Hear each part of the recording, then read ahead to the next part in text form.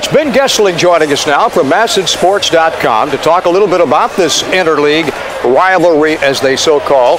And when you look at tonight's ball game and going into the weekend series, the Nationals 21-21, the Orioles 13-29. A little different than the years past. Yeah, I mean, this is a big series for the Nationals in the sense that they've played a very tough schedule to start the year, and now you're getting into a part of the schedule where they're not playing so many teams that were in the playoffs last year. And this is a part of the schedule where if they want to make a run at, possibly a wild card spot, they really need to make some hay here in the next month or so. And they can start that by taking 2 out of 3 or even sweeping the Orioles this weekend.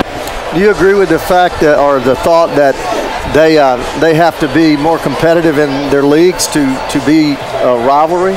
Yeah, I do. I mean, I think you can talk about kind of who's ahead of who, but if you're talking about 2 teams picking in the top 5 like both of them are this year, there's not the same kind of spice that there might be with the Yankees, Mets, or something like that. Cubs, White Sox, when both of those teams have been good. It's fun to see who's doing better than the other, but I think when you get to the point where they're both competing for championships and these games mean something in the standings, then we can start to say, okay, there's a little bit of a rivalry and there's a little more heat to it, I think. That leads us to the One Voice Ask the Broadcaster question. Brought to you by One Voice Communications. Visit us at www.iloveonevoice.com today. And Ray and Ben from Brenda Thompson, Crystal City, Virginia.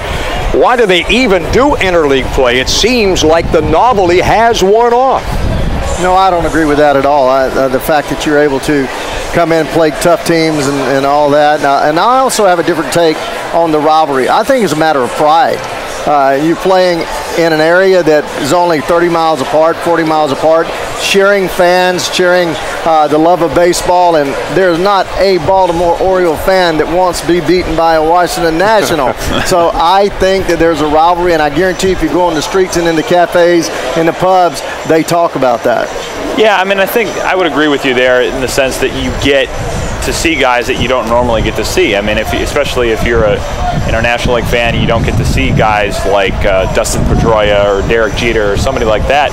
I mean, it's only once every 3 years, but you do get a chance to see guys that don't come through very much. So for that part of it, there's always going to be young fans coming through for that. I think it's so good, and I still like it.